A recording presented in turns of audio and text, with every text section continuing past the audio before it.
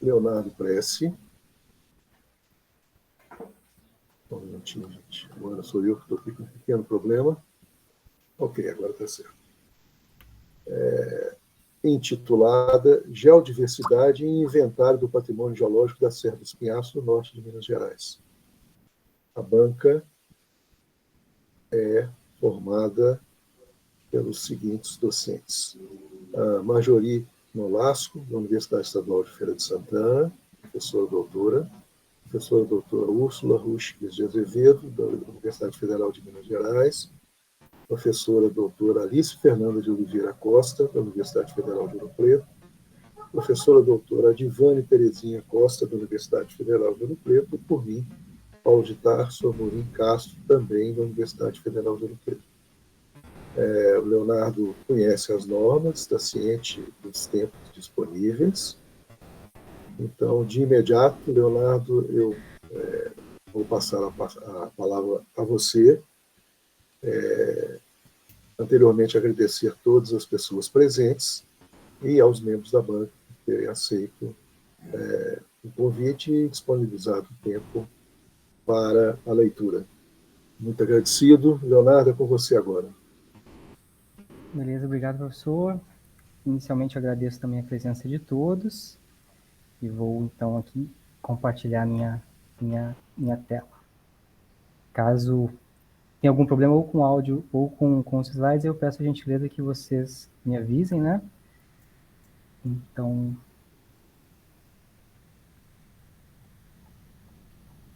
vamos lá. Vou iniciando aqui.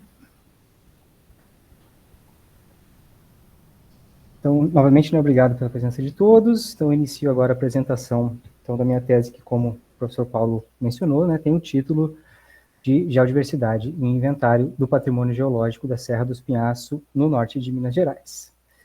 Então, inicialmente, eu trago aqui um slide, né, com a maneira como eu vou conduzir a apresentação.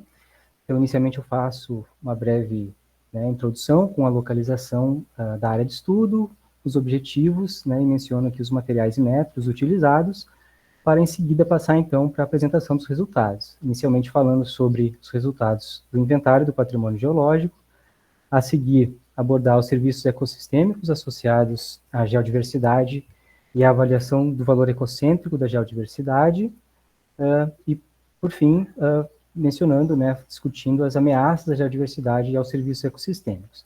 E aí, ao final, faço, além das conclusões, algumas breves considerações finais e discuto também algumas perspectivas de projetos futuros. Bom, então, a Serra dos Pinhaços Central está localizada aqui no extremo norte de Minas Gerais, né, e ela é menos conhecida, menos estudada do ponto de vista geológico do que, né, os seus correspondentes aqui no estado da Bahia, né, e também em relação ao espinhaço meridional, que ocorre aqui mais a sul. É uma área, então a gente inventariou não só efetivamente a região serrana, né, as rochas correspondentes ao supergrupo Espinhaço e grupo Macaúbas, mas também as áreas adjacentes. Então, isso engloba aqui, né, uma extensa área também do embasamento arqueano e paleoproterozoico do bloco Itacambira-Monte Azul. Então, o total da área, né, corresponde aí a 35 mil quilômetros quadrados. Então, dentre os diferentes arcabouços, né, nós temos aí uma complexa evolução geológica, registrando aqui no embasamento, então, eventos desde o Paleoarqueano, né, e também na geração de crosta continental lá no Paleoarqueano, e também diversos eventos relacionados à amalgamação do Paleocontinente São Francisco-Congo, e depois os eventos extensionais, aqui esse paleocontinente foi submetido a partir, então, do Paleoproterozoico, né, que representa, então, que propiciou a formação das rochas, efetivamente, aí do supergrupo Espinhaço e do grupo Macaúbas, ali no Neoproterozoico. E temos também, aqui no extremo noroeste da área, né, a cobertura cratônica, né, do Craton São Francisco, então, correspondente aqui às rochas do grupo Bambuí, e além de coberturas cenozoicas, né. Então, a área está inserida no contexto geotectônico do Orógeno Araçuaí, então nós temos também aí diversas estruturas, né, relacionadas a essa edificação desse orógeno e que em última instância, também configuram, digamos assim, a própria a estruturação da Serra do Espinhaço de maneira mais ampla. Bom, mas assim, além dessa complexa e interessante evolução geológica, a gente observa que existem diversos serviços ecossistêmicos associados à geodiversidade, né? Em especial, vale mencionar os recursos hídricos, né? A gente está falando aqui de uma região que situa-se no que é delimitado, né, como semiárido brasileiro, integralmente, né, delimitado nessas últimas revisões que foram feitas, né, do que corresponde a esses limites do semiárido brasileiro.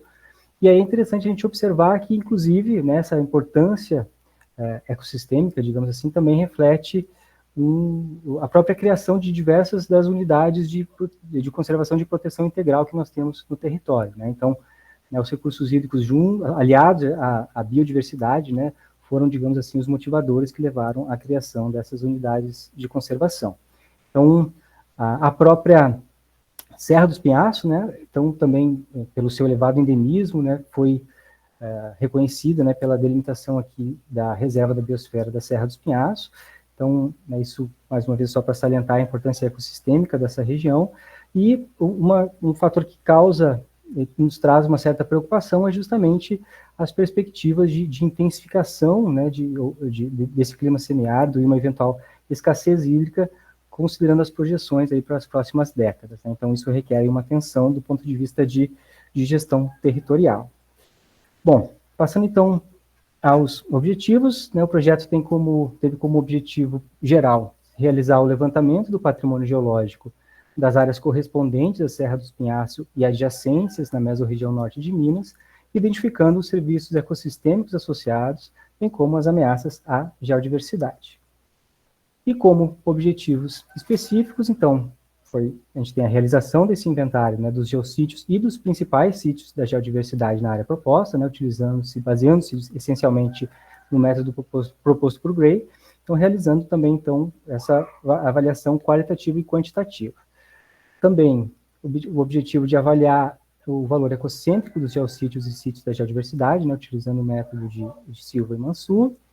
Discutir os valores, possíveis usos, restrições e ameaças aos geossítios e principais sítios da geodiversidade, bem como discutir o potencial uso educacional e geoturístico dos geossítios e sítios da geodiversidade, né, especialmente no contexto das unidades de conservação.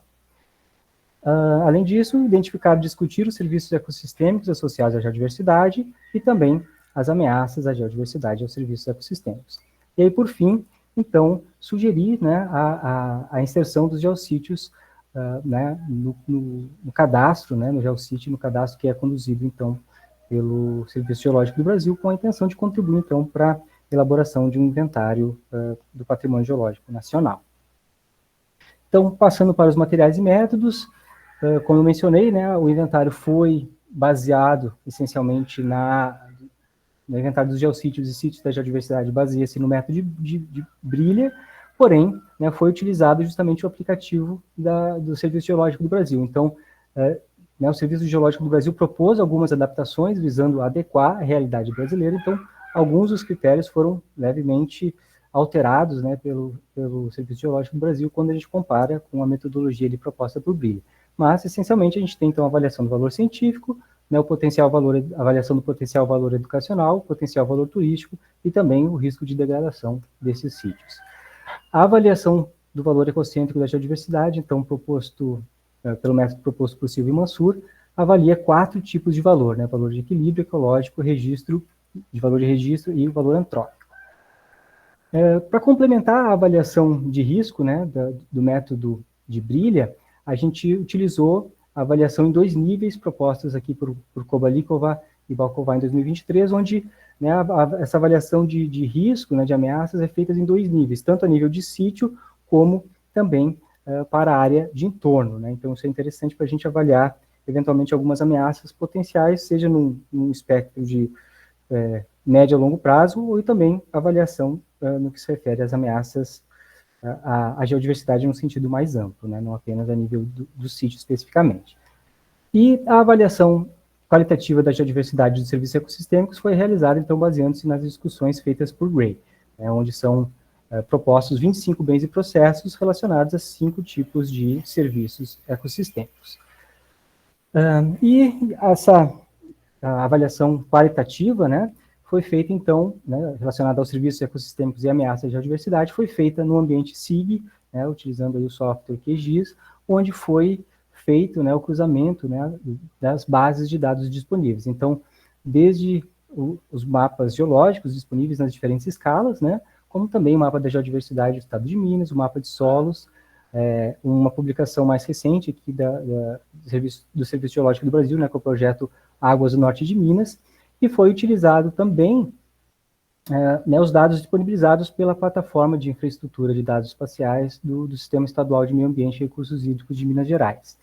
Além disso, utilizamos os dados da plataforma Map Biomas e também alguns shapefiles, né, disponibilizados através do Atlas Digital Geoambiental, desenvolvido aí pelo Instituto Pristino. Bom, o inventário, né, a gente inicia pela delimitação dos arcabouços geológicos, e aí a gente justamente escolheu, né, definiu que esses arcabouços inventariados corresponderiam justamente às principais unidades litoestratigráficas aí presentes na região. Então temos, né, o bloco da Cambeira Monte Azul, representando aqui as rochas do embasamento, supergrupos Pinhaço, grupo Macaúbas, o grupo Bambuí e as coberturas cenozoicas. No método de Brilha, né, estabelece que a gente tem que definir, ao iniciar o inventário, né, o tópico, o valor, a escala e o uso desse eventual inventário. Então, considerando o tópico, nós inventariamos todos os tipos de patrimônio geológico, né, então foi um inventário o mais abrangente possível, justamente pela inexistência, né, de um inventário prévio na região. Então, foi o objetivo fazer esse inventário de todos os tipos, né, considerar, digamos assim, o patrimônio geológico de maneira bastante abrangente. E, claro, né, futuramente isso é possível, então, que, né, estudos específicos relacionados aos tipos de patrimônio sejam interessantes de ser realizados. Bom, mas passando ao valor, então, os valores, né, no que se refere ao inventário dos geossítios, a gente considera o valor científico, e no caso dos sítios da geodiversidade, a gente considerou, então, essencialmente, né, o valor educacional e turístico. Com relação à escala, é um inventário de escala regional, então, né, na escala 1 para 1 milhão, certo?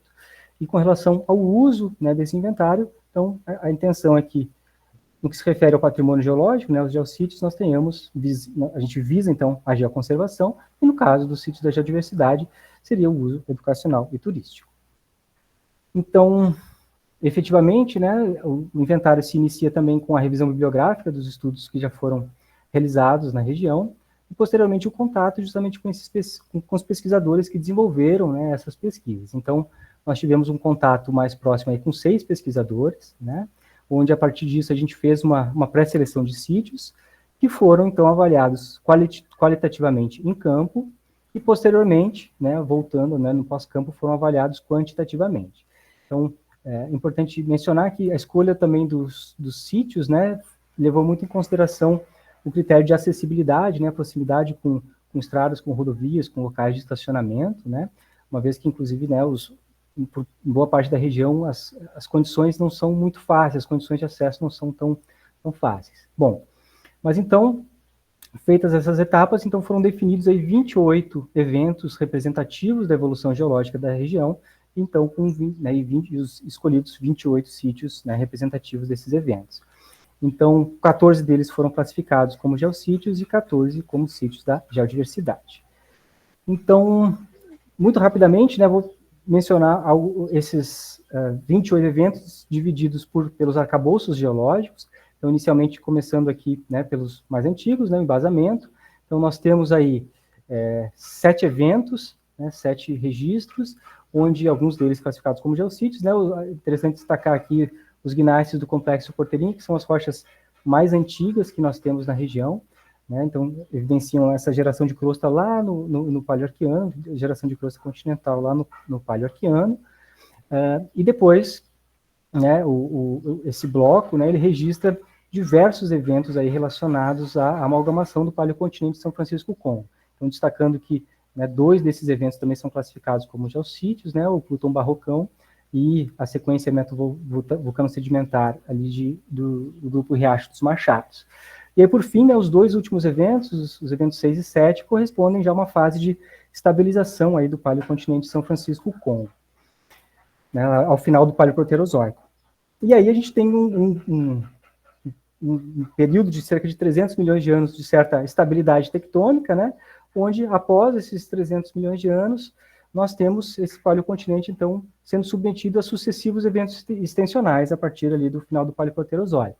Então, o registro número 8, ele se refere ao contato do embasamento com as rochas dos supergrupos pinhaço, né, e aí temos aqui 5 sítios relacionados ao supergrupos pinhaço que refletem justamente esse preenchimento, né, vulcano-sedimentar relacionado a esses primeiros eventos de rifteamento no Paleo e Mesoproterozoico, né. Então, destacando aqui, né, o geossítio do grupo Terra Vermelha, que são, né, os primeiros registros lá no Stateriano, né, desses eventos de rifteamento, né, são rochas metavulcânicas ácidas, e aí destacar aqui os geossítios 10 e 11, que referem-se a um rifteamento caliniano, né, onde eles estão, né, esse evento extensional não está registrado ali no espinhaço meridional, né, embora ele ocorra, né, esteja registrado na Bahia, mas aqui em Minas Gerais ele se destaca, então, apenas, né, aqui no espinhaço central, que temos o registro desses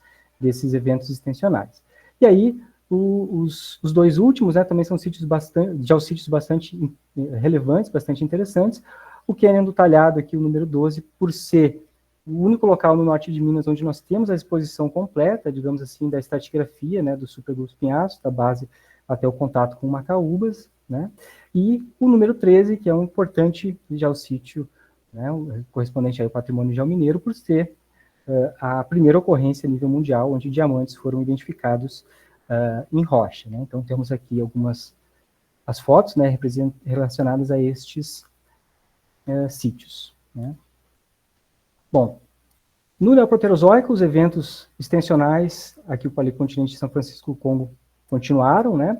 Então, nós temos aí a deposição das rochas do grupo Macaúbas. Então, nós temos aqui 9 eventos relacionados ao grupo Macaúbas, onde todas as unidades, então, até hoje, digamos assim, né, formalizadas, estão representadas. Então, destaco aqui o geossítio da formação Matão Duas Barras, que é a base, né, do grupo Macaúbas na região, e também aqui, né, os registros 15 e 16 se referem a um magmatismo, né, um amplo magmatismo máfico que está, digamos, presente em toda a área, né, relacionado a esses eventos tectônicos extensionais também, né, destacando aqui o geossítio 16, na formação Planalto de Minas, aqui no extremo sudoeste, por, né, formar belas ocorrências, assim, né, são xistos relacionados, então, ao vulcanismo subaquático, né, muito, muito interessantes.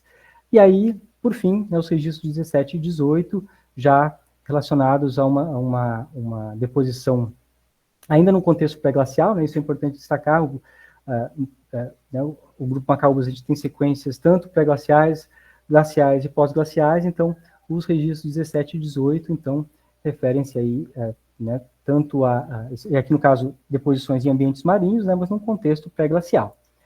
Aí, esqueci de mostrar aqui os sítios, né, e passando então aos eventos seguintes, nós começamos a ter, né, as extensas camadas relacionadas a um contexto paleoclimático glacial, né, então desde registros continentais a marinhos, né, então inicialmente aqui na formação Serra do Catuni, o registro 19, então o contexto glaciocontinental, e a partir aqui da formação Nova Aurora, o registro número 20, nós temos, então, os metadiamictitos formados num contexto um contexto marinho, né, glácio marinho.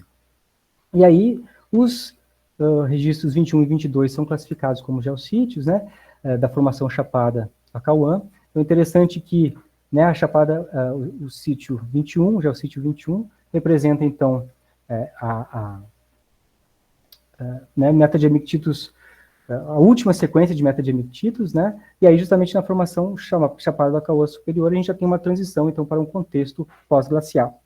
E aí o registro 23 corresponde já, então, a um contexto, uma alteração na dinâmica geotectônica, né, onde a gente inicia o fechamento da bacia e construção do orógeno Araçuaí, então a formação Salinas, correspondendo a um evento já de sedimentação, né, sim, orogênica.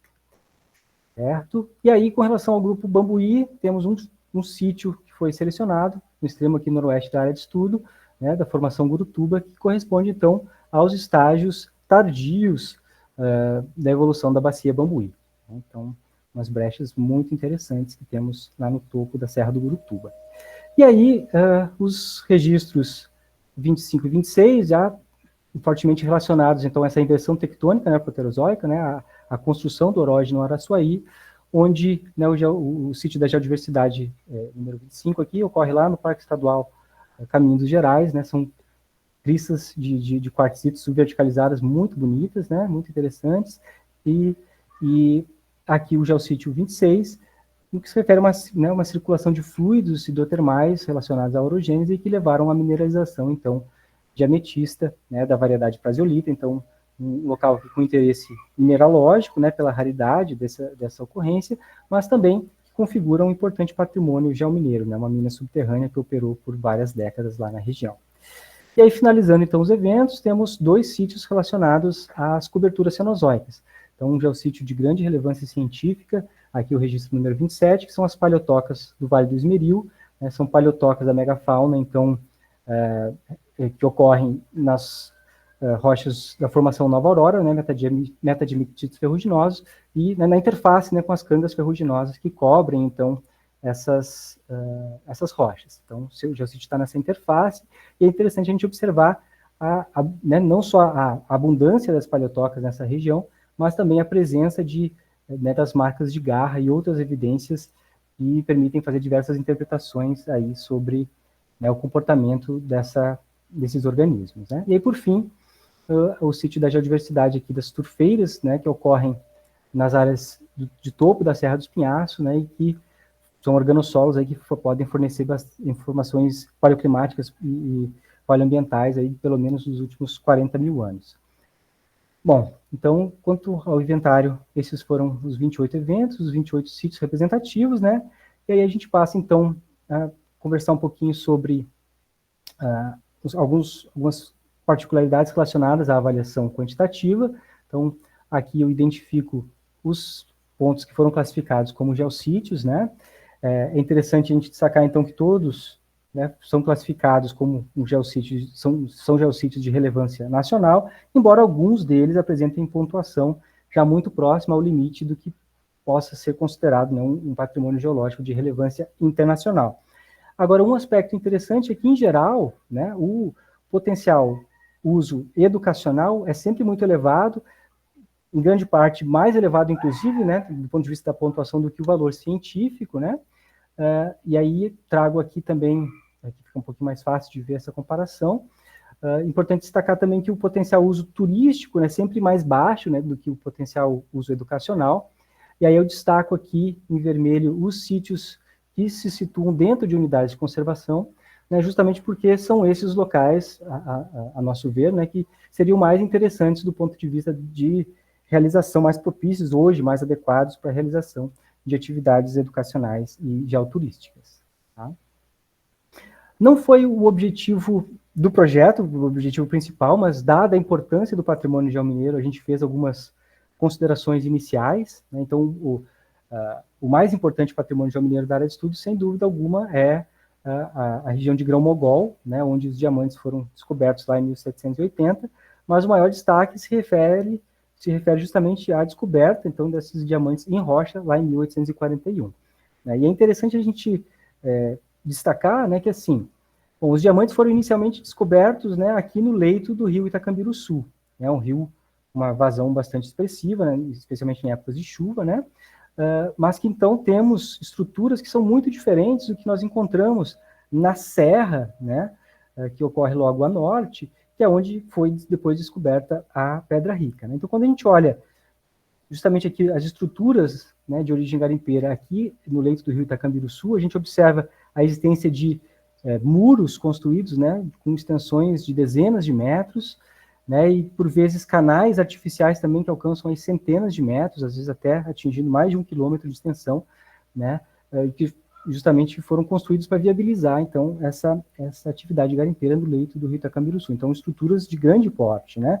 E quando a gente se direciona, então, em direção à serra, a gente observa características um pouco diferentes, né? A gente observa que a serra foi integralmente garimpado, digamos assim. A gente, né, existem diversas trilhas garimpeiras que partem a partir da cidade, né, e aí, ao percorrer essas trilhas, a gente observa que ela está integralmente, né, encontram-se nessas montoeiras, né, essas pilhas relacionadas à atividade garimpeira por toda a extensão da serra, além de um conjunto arquitetônico bem interessante, né, e efetivamente, claro, aqui um maior destaque, que é justamente a Pedra Rica, que é uma lente metaconglomerática, né, e aqui um detalhe dessa lente, né, então nós temos né, várias evidências ainda relacionadas ao desmonte dessa rocha, estão ainda lá preservadas, né.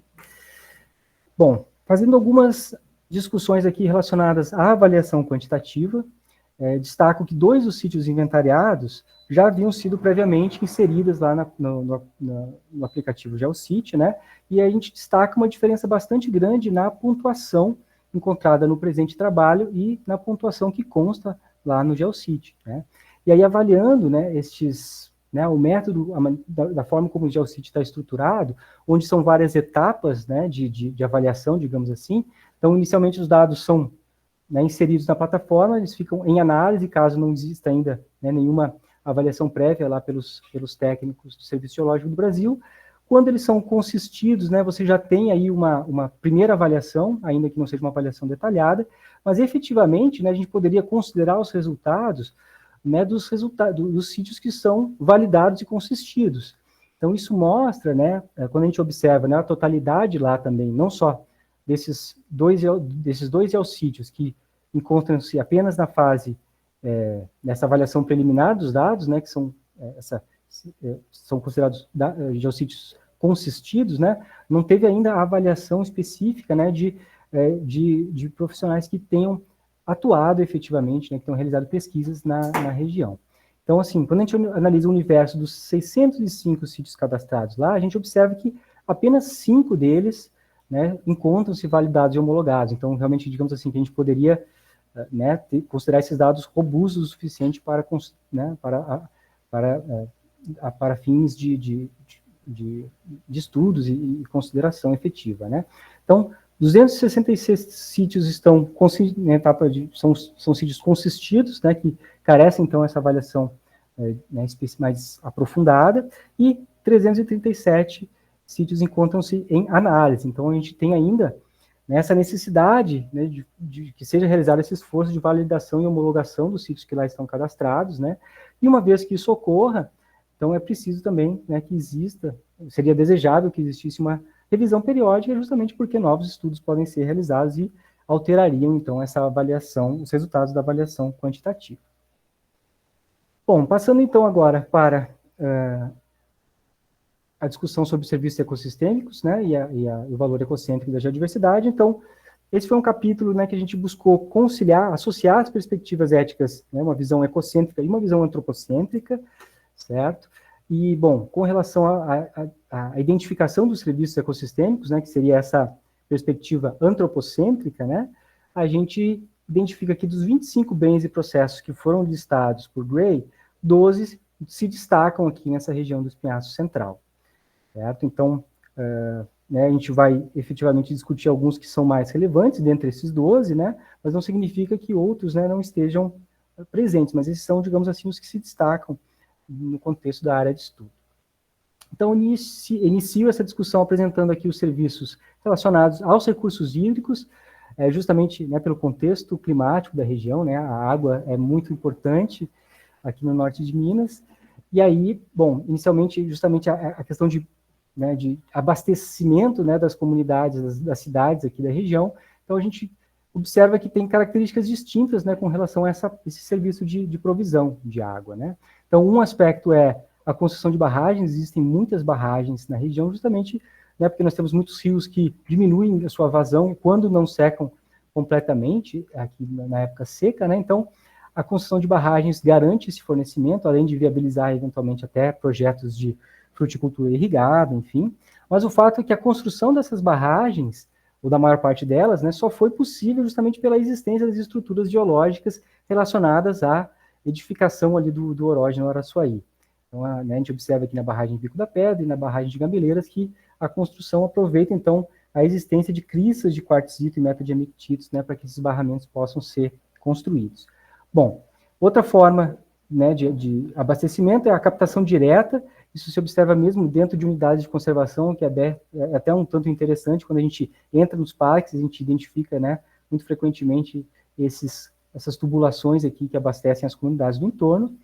E, por fim, aqui um outro aspecto muito interessante é que a existência das turfeiras nos campos rupestres, nas áreas elevadas da serra, então, que garantem a perenidade de muitos dos rios da região. Então, as nascentes que ocorrem, né, esses organossolos, eles absorvem grande quantidade de água e vão liberando gradualmente ao longo do ano. Então, essas turfeiras são áreas de especial importância ecossistêmica, né? Continuando aqui sobre os serviços de provisão, agora falando um pouco, né, sobre os minerais industriais, segundo a classificação proposta por Gray, né? Então, nós temos, claro, agregados para construção civil, rochas ornamentais se destacando, mas, sem dúvida alguma, os depósitos de ferro do geossistema ferruginoso do Vale do Rio Peixe Bravo, né, são, digamos assim, os serviços que mais se destacam, né, do ponto de vista desses recursos minerais. Então, são depósitos que ocorrem associados às rochas do grupo Macaúbas, né, são metadiamictitos ferruginosos da formação Nova Aurora.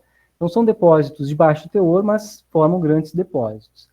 E aí, daqui a pouquinho a gente vai discutir um pouco mais, existem vários outros serviços ecossistêmicos associados, né, a esse geossistema, né, e que eventualmente conflituam, né, esses empreendimentos de mineração podem representar conflitos com os demais serviços ecossistêmicos. Bom, passando para os serviços de suporte, é interessante destacar aqui a geomorfologia como um condicionante para que as atividades, empreendimentos econômicos se desenvolvam, né?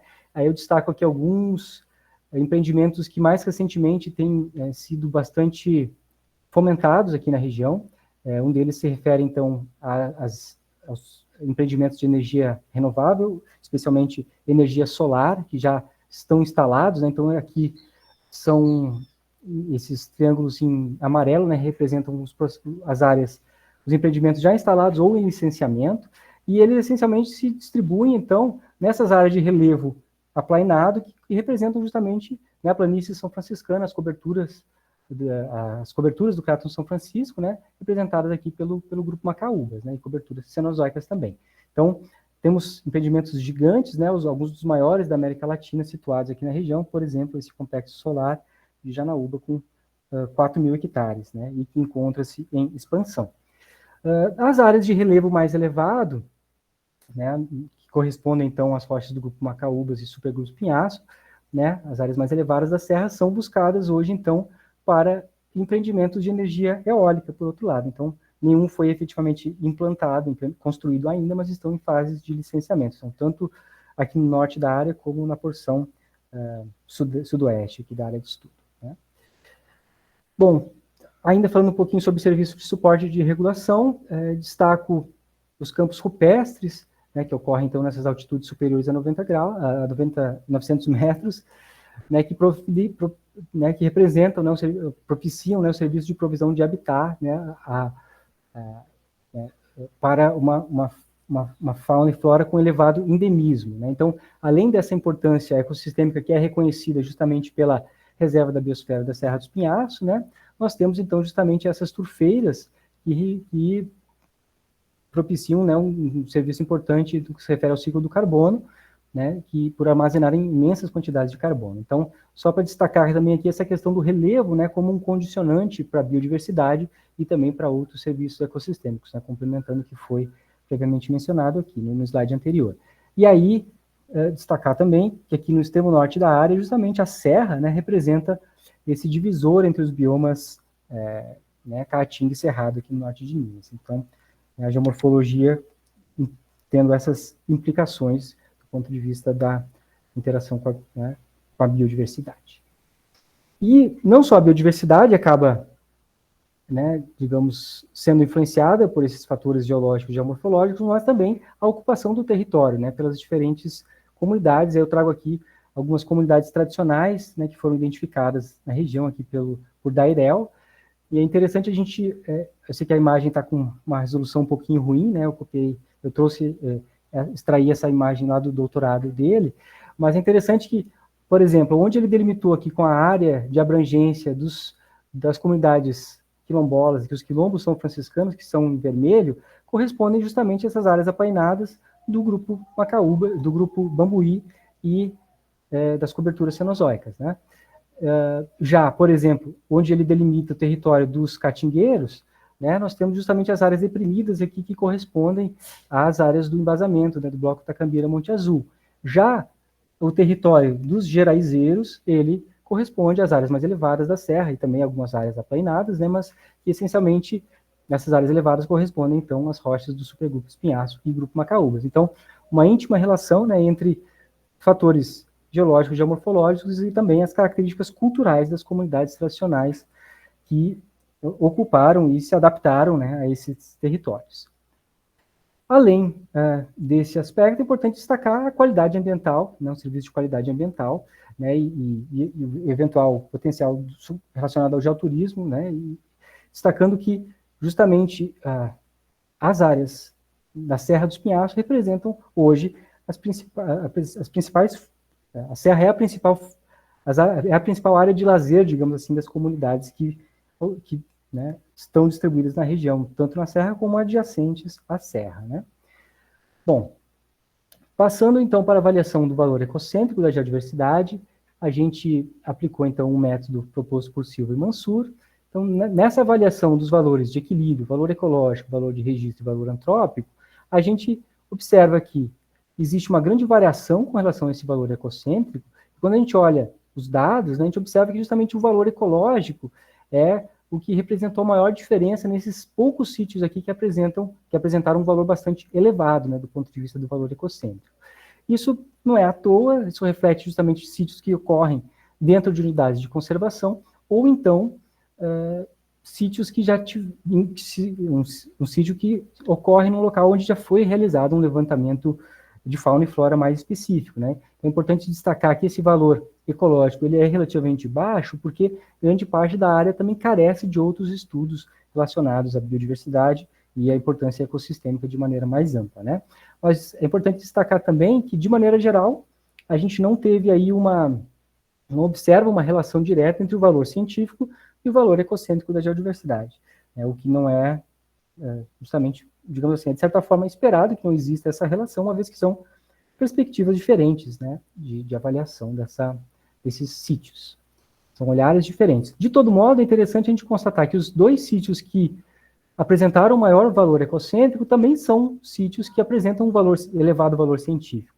Então, aqui as paleotocas do Vale do Esmeril, né, esses conjuntos de paleotocas, né, que ocorrem nas duas vertentes do Vale do Esmeril, né, um conjunto de 6 paleotocas, onde, como mencionei anteriormente, né, elas ocorrem na interface entre as cangas ferruginosas e os metadiamictídeos ferruginosos, né, então, também é um local de grande importância ecossistêmica pela existência de aquíferos, né, esses aquíferos ocorrem, então, nessa interface, né, nessas cangas na interface com os metadiamictídeos, e, então, do ponto de vista dos recursos hídricos e também os levantamentos de fauna e flora mostram aqui um endemismo bastante expressivo, né, muito relevante do ponto de vista, né, de endemismo aqui, esse sítio. E, claro, fatores culturais também, porque todas essas ocorrências aqui, essas não são as únicas paleotocas presentes, né, no geossistema, elas ocorrem em áreas que são territórios quilombolas, né.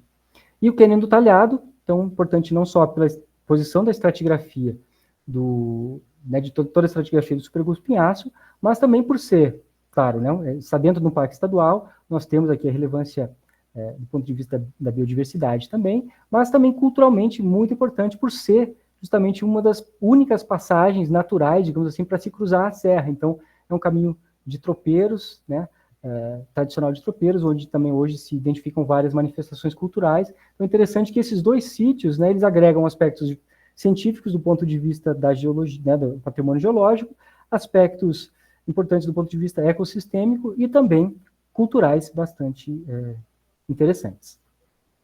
Bom, passando agora para as ameaças, a discussão nesse capítulo foi feita, né, a partir de uma premissa que a gente deve considerar não só ameaças, digamos, né, que a geoconservação deve olhar não só para a conservação de sítios específicos, mas também, né, no que se refere à a manutenção dos processos dinâmicos que ocorrem, que eles possam atuar, né, os processos naturais dinâmicos, os processos dinâmicos possam operar dentro das suas variações naturais e históricas. Então, assim, nós fizemos avaliação das ameaças, tanto específicas aos sítios inventariados, mas também sobre a geodiversidade de maneira mais ampla.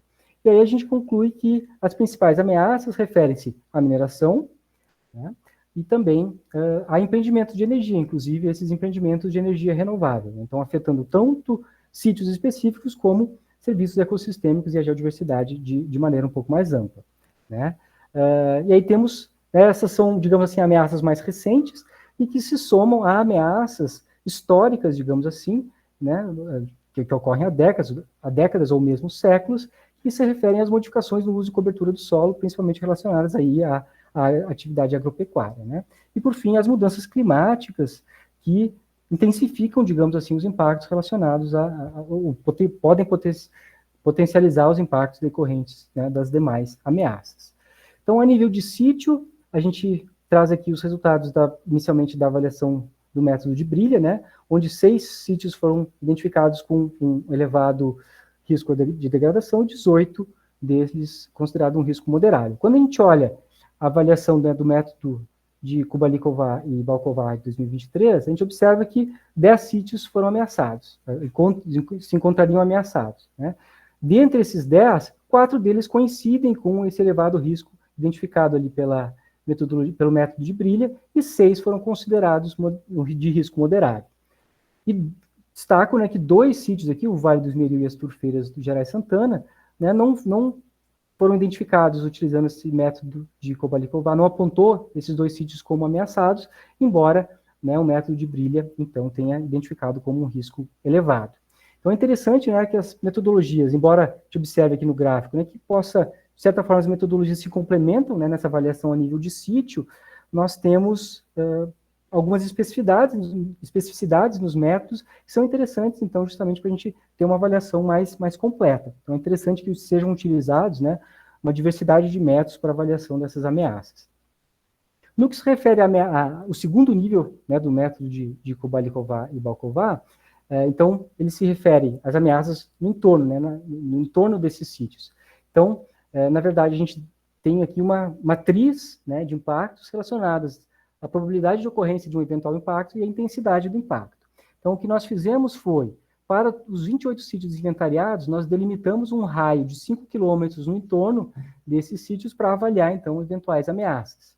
E aí o que nós identificamos, né, é que, em alguns casos, né, a gente teria, então, mineração e energias renováveis ameaçando, então, tanto, né, no médio ou curto, médio ou longo prazo, eventualmente, né, alguns sítios, alguns geossítios importantes, né, isso se refere, né, à mineração tanto de rocha ornamental e agregados para construção civil, como, né, como é o caso aqui dos geossítios da formação Riacho Seco, né, o geossítio 11 e o geossítio 9 do Grupo Terra Vermelha, aqui no extremo norte da área de estudo, né.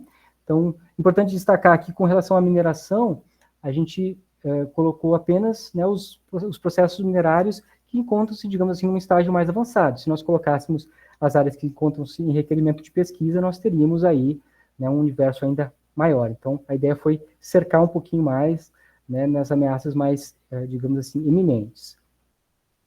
Certo? Bom, do ponto de vista da mineração, destaco ainda também que os depósitos de ferro, né, ameaçam, ali no Vale do Rio Peixe Bravo, então ameaçam a totalidade das paleotocas que já foram identificadas na região. Até o momento foram identificadas 21 paleotocas, né? Mas o geossítio, né, que foi inserido aqui no presente inventário, ele encontra-se numa área que está sob concessão de lavra, né? Então, assim, a totalidade das paleotocas podem ser consideradas ameaçadas na região, mas nem todas elas estão hoje situadas em áreas com requerimento de lavra, né? Algumas estão em fase de requerimento de pesquisa. Mas um empreendimento mais avançado do ponto de vista de licenciamento, que é o projeto Bloco 8, né, ele ameaça uma paleotoca, que não foi inventariado no presente trabalho, mas é importante destacar também, então, que além das paleotocas, né, esses empreendimentos de ferro, eles comprometem também os serviços relacionados aos recursos hídricos, né, provisão de água, né, provisão de habitat também, né, os campos, o geossistema ferruginoso, ele também é uma especificidade do ponto de vista dos campos rupestres, né, bem relevante do ponto de vista ecossistêmico, além, claro, de serviços culturais, né, pela identidade cultural das comunidades quilombolas que lá ocupam esses territórios. Então, né, preocupa especialmente justamente a quantidade, o volume expressivo de água que é requerida para esses empreendimentos de mineração, né, e por estarem situados numa área de clima, numa região de clima semiárido. Passando aqui as variações no uso e ocupação do solo, né, disponibilizadas pelos dados do mapa de biomas, a gente observa que de 1985 para cá, né, ainda que esses dados sejam, né, possam não ser, digamos, careçam de um aprimoramento, digamos assim, a gente observa uma tendência de perda de cobertura vegetal, e aí destaco aqui né, o avanço da silvicultura, né, o plantio de eucalipto, que aumentou, né, expressivamente, talvez cerca de 60% nesse intervalo de tempo. Então, quando a gente olha em 2022, a gente observa que 43% da área já é uma área de uso antrópico, né, e quando a gente observa justamente a maneira como esse uso antrópico se deu ao longo do tempo, né, uma pecuária e agricultura sem efetivamente a utilização de técnicas adequadas, a gente observa que, né, a gente observa uma intensa ocorrência de processos erosivos nos diversos arcabouços geológicos, né, desde o embasamento até as supercrustais, né, mas destaco aqui algumas vossorocas, áreas com grandes vossorocas, tanto no embasamento como nas rochas do supergrupo espinhaço, e destaco que esses processos erosivos, eles afetam também aqui, inclusive as áreas de turfeira que ocorrem nas áreas elevadas da serra. E além disso, né, apesar dos rios terem a água ser muito relevante, né, na região, a gente observa que, de maneira geral, os cursos d'água estão bastante degradados. Mesmo próximos à unidade de conservação, a gente observa, né, a retirada de cobertura vegetal de praticamente todas as drenagens e também um assoreamento bastante expressivo de muitas delas. Então, né, isso preocupa bastante no médio e longo prazo, justamente porque as mudanças climáticas, então, tendem a agravar esses impactos. Então, a tendência é que nós tenhamos aí mais pressão sobre esses ecossistemas. Né? Então, só aqui trazendo, né, as estimativas de pluviosidade média para a região, que são muito menores comparadas aqui com as taxas de evaporação na área de estudo. Então, nós temos aqui um déficit hídrico, né, que tende a ser agravado nas próximas décadas. Então, passando aqui para as conclusões, a gente conclui que esses 28 sítios selecionados, eles permitem, então, compreender essa evolução geológica da área em questão, né, divididos aí nos diferentes arcabouços geológicos. E a avaliação quantitativa do patrimônio geológico, então, aponta para essa relevância nacional, né, um patrimônio geológico de relevância nacional, e temos aí um elevado potencial educacional, né, assim como também um elevado potencial uso turístico nesses locais, embora, comparativamente, né, os resultados apontem um potencial um pouquinho menor em relação ao potencial uso educacional. E, ainda assim, né, o geoturismo pode ser considerado uma perspectiva interessante do ponto de vista econômico para as comunidades aí do entorno. Né?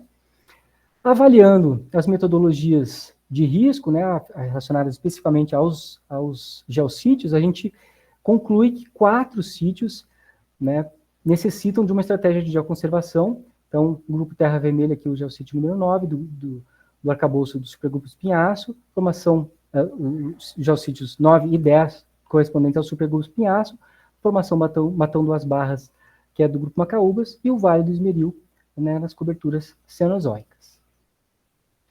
Bom, identificamos, então, diversos serviços ecossistêmicos que merecem destaque, então, os serviços de provisão, né, do tipo alimentação e bebidas, né, uma vez que garante, então, o abastecimento de água para os municípios do entorno, o serviço de suporte do tipo provisão de habitat, no que se refere ao desenvolvimento dos campos rupestres, serviço de regulação também relacionado às turfeiras que ocorrem adjacentes aos campos rupestres, né, pelo armazenamento de carbono, e no caso dos serviços, né, de plataforma para as atividades humanas e o serviço de provisão, né, relacionado aos minerais industriais, a gente entende também que eles representam uma ameaça, então, tanto ao patrimônio geológico identificado na área, como a outros serviços ecossistêmicos.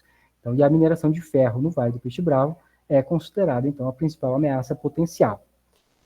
Né? E aí essas ameaças todas, somam-se essas práticas inadequadas de uso e manejo do solo, que são históricas e que tendem a ser agravadas, então, no cenário de mudanças climáticas. Passando, então, para as considerações finais, então é importante que, durante o processo de licenciamento dos empreendimentos econômicos, que estão se instalando na região, que sejam incorporadas essas avaliações, né, essas projeções de intensificação das condições de aridez, né, e eventuais impactos sobre os ecossistemas na região, né, devido às mudanças climáticas. E na região do Vale do Peixe Bravo, é preciso que sejam intensificadas as pesquisas hidrogeológicas, né, relacionadas ao impacto sobre os aquíferos da mineração de ferro, né, a supressão desses aquíferos e a vazão dos rios, e eventual impacto na vazão dos rios da região. E os projetos futuros, né, idealmente, né, deveriam estimular, né, tanto o poder público como a sociedade em geral, a reconhecer a importância da geodiversidade para a manutenção do equilíbrio ecossistêmico da região. É importante que sejam realizados, né, seja realizado o monitoramento das mudanças de uso e ocupação do solo, e o acompanhamento dos impactos ambientais, né, e destacando, né, que as áreas que hoje são formalmente protegidas, que foram instituídas até o momento, né, não são suficientes para garantir os serviços ecossistêmicos no longo prazo. Então, é preciso fomentar, né, a restauração de áreas degradadas e a criação de novas áreas, especialmente as de uso sustentável, áreas protegidas na região, né? E seria importante que sejam realizados, né, estudos específicos sobre o patrimônio geomineiro, pelo seu potencial na área, assim como a caracterização da água e dos corpos hídricos enquanto patrimônio hidrológico, né? Bom, finalizo aqui trazendo as referências que eu mostrei ao longo da apresentação. Agradeço pela atenção e me coloco, então, à disposição da banca.